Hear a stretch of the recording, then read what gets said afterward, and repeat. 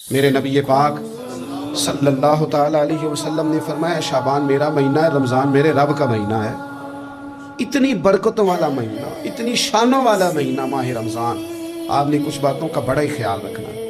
ایک تو آپ نے کوشش کرنی ہے نمازیں ذوق کے ساتھ پڑھی جائیں، یعنی ایک ہے کہ وہ ٹانگیں نہیں اٹھ رہی، اب تراویح کا ٹائم نہ اس میں کجی ہے، اس میں تھوڑا سا نا ذوق کی کمزوری ہے۔ اٹھنا ہے تو شوق سے اٹھنا ہے، بھاگ کے اٹھنا ہے۔ آپ نے مسجد کے ساتھ دلچسپی پیدا کرنی ہے، کوشش کرنی ہے مسجد کی صفائی بھی رمضان میں ہمارے ہی سے ہی آئے۔ اپنے علاقوں کی مساجد کی صفائی، نماز شوق سے پڑھنی ہے، شوق سے۔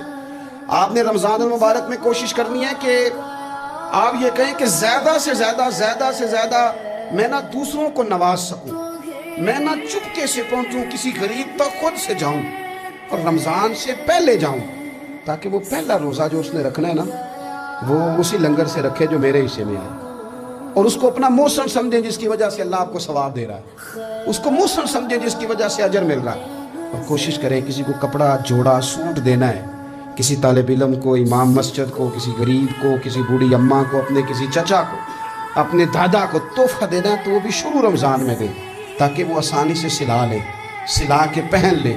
رمضان میں ہم نے قرآن پاک سے پیار کرنا ہے، قرآن پاک سے پیار کرنا ہے، صبح بھی تلاوت، دوپہر بھی تلاوت، بچوں کو ذوق دلانا ہے، شوق دلانا ہے۔ ہم نے قرآن مجید رمضان شریف میں تراویح میں ذوق سے سننا ہے، کھڑے ہونا ہے۔ پھر رمضان المبارک کے اندر احساس ہم نے بہت زیادہ پیدا کرنا ہے۔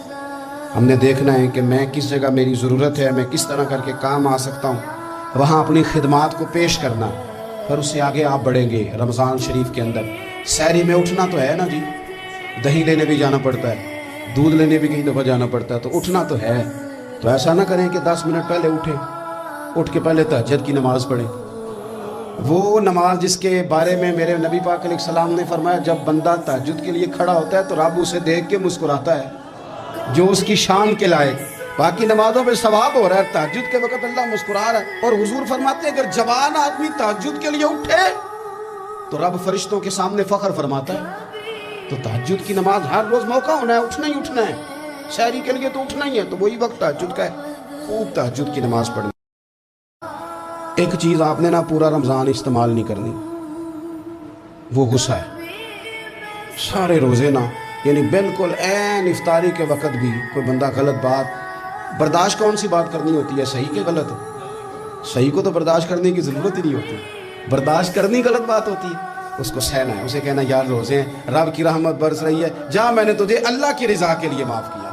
اور ذہن میں حدیث رکھنی ہے کہ حضور نے فرمایا تو رب کے بندوں کو معاف کر، اللہ تجھے معاف فرمائے گا۔ رمضان شریف میں اور سعادت کے ساتھ اور پیار کے ساتھ، اور غیبت نہیں کرنی کسی کی بھی، کسی ادارے کی نہیں، کسی بندے کی نہیں، غیبت نہیں کرنی۔ آپ کو حدیث میں ملے گا کہ نبی پاک علیہ السلام نے کچھ بیویوں سے کہا تھا کہ تم نے تو روزہ توڑ دیا ہے اور تم نے حلال کے ساتھ رکھا تھا، حرام کے ساتھ توڑ دیا۔ یا رسول اللہ کس طرح؟ فرمایا غیبت نہیں کی تم نے، مردہ بھائی کا گوشت نہیں کھایا، یہ بہت بڑا جرم ہے، اس سے بچنا ہے۔